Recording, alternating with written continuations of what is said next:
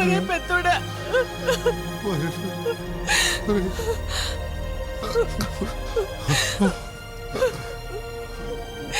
ఏంట్రా ఇది?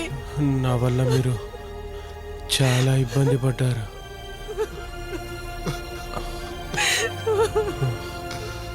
సారీ నాన్న. అమ్మా సారీ. తమ్ముడు అన్నయ్య సారీరా.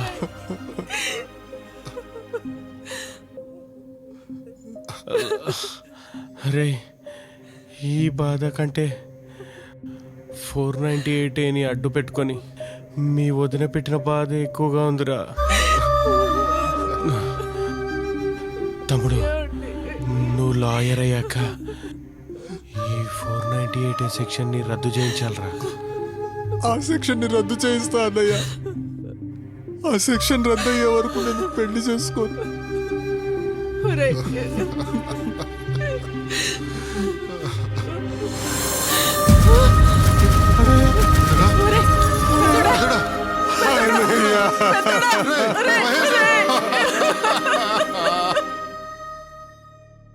ఆ రోజు వాళ్ళన్న పోయాడన్న బాధతో అప్సెట్ అయ్యాడు అనుకున్నాము.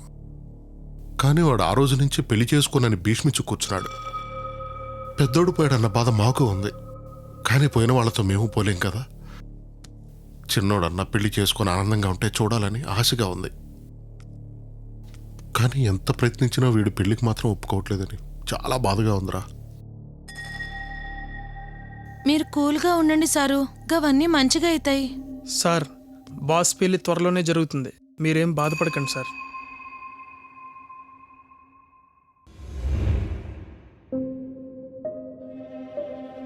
Sports bike చూడన్నయ్య. ఇది కాదురా, నువ్వు చదవాల్సింది లా బుక్. ఫోన్ పక్కన పెట్టి తిను, తర్వాత ఫోన్. రే, వాటర్ తాగు.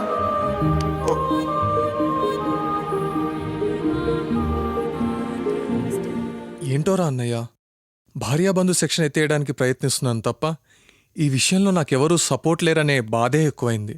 ఈ టైంలో నువ్వున్నా బాగుంది.